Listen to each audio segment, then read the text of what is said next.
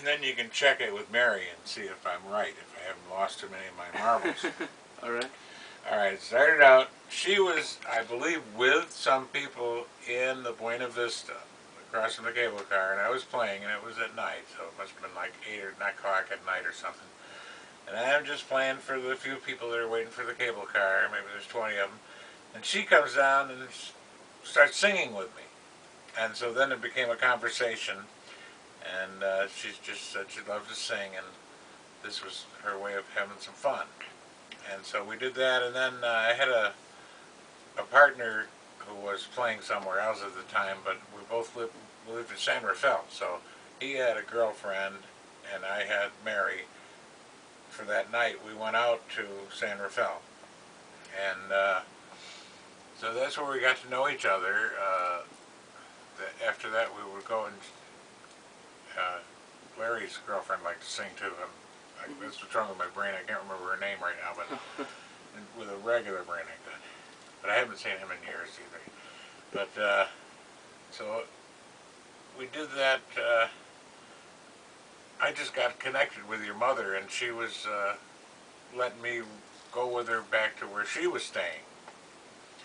So I remember we were hanging around together 24/7. She was working at a hotel, and her job was as a kind of a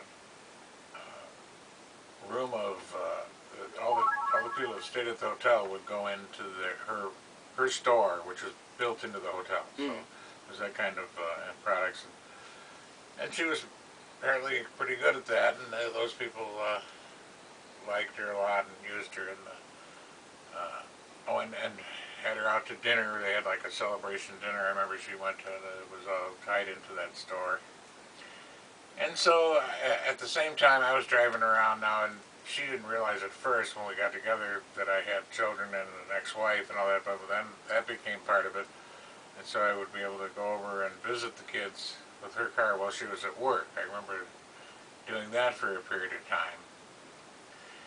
And it all just moved along as a seemingly nice arrangement, but then I can't quite remember what the crux of the matter was that we separated, and she went to Tony, and that was the end of me and her, although I was able to get in touch with her later and we kept up. And actually, she came down when she was pregnant out to here with a fur coat on. I remember this time I was at the cable car turnaround, and she didn't tell me she was coming or anything, but we had been separated now for a period of time, and I was really glad to see her. She's a really beautiful girl, and I thought, oh man, this is so great. But she was like huge. And that was all part of this plan that she explained. We went for a walk out on that concrete pier that you can see in a picture when you're out at the cable car. You look in there.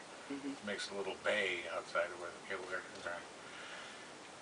So she was explaining how she was going to raise you up, and I wasn't going to be involved. I can remember that, and so I was sad, but I felt like she seemed like such a smart girl, and she had this boyfriend who was a park ranger. I never met Tony in all these years. I know him as a name, and I've seen his picture a few times somewhere. But she just went off, and I went through some other life cycles. It was raising. My wife hadn't died yet, but she did die in a couple of years from that period of time when you were first born. And I'm just trying to mix them into a story that makes some kind of sense here. Because I remember when you came back, she brought you back when you were about 4 years old, and we went to a concert. There was some kind of a blues concert in the park right next to where I played, but over on the other side of the parkway there. And I remember we went to that, and you were really cute and little, 4 years old type thing. And so then I didn't see much of you, but I wound up in those hills at the same time, just 25 miles from where you were, which was a strange period of time. But I don't remember. Do you remember what year that was that you were up in the Three Rivers? Well, I mean, we used to go up to Three Rivers a lot, just sort of to visit. I thought you were camped out up there for the year or something when I was up there. Well, That was actually, my impression. I was actually born in the national park there, Oh. at Sequoia National Park. Ah. Tony used to be a fireman, so he just did a home birth. They had like a Oh, midwife cool. there and stuff, but he had a house inside the park. Um, so yeah, I was actually born inside like a national park, which was kind of cool. Um, but yeah, I had a couple of friends who lived up there, and we used to go and visit up there all the time. It's just a really beautiful area. Oh yeah. And Yeah, I remember one time when my kids were pretty young, and we went down that waterway where all the heavy rocks are, and then there's like a creek that runs along the road, or it's kind of a river, very strong, but it had all these bloodsucker leeches in it. We didn't realize until we got down in there, and we spent like half a day there. Yeah, And all of a sudden we're picking these things off.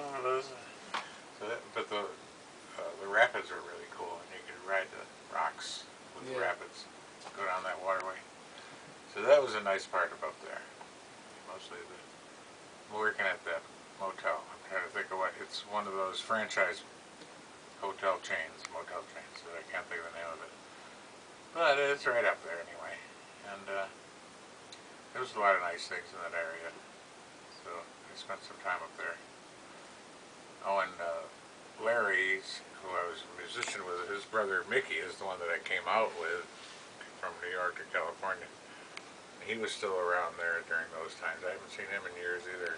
It's like, you're making me realize that I've lost touch with all these old friends, and I better figure out how to get in touch with them. But I don't know, details that you're trying to get me remember something. I remember that you were, that's like pick shift about 5 in that area. And then it was mostly phone calls and photographs through the mail that your mother would send me that were so nice of her. And I had, for some reason, I had that number where she goes to work every day, and it's some kind of a service thing. And so I lost that number a year and a half ago or more when I lost my wallet. And so that kind of changed. That was one of the things that were really weird as far as getting in touch. And so she never gave me that number again. I asked her for it one time, and she said that wasn't a very good idea because it's like work. I'm just calling her when I felt like it. So this is the new communication now. I leave her. I really feel uncomfortable talking to her and messing up any relationship she has or doing anything like that. So trying to stay even on the computer screen. I don't.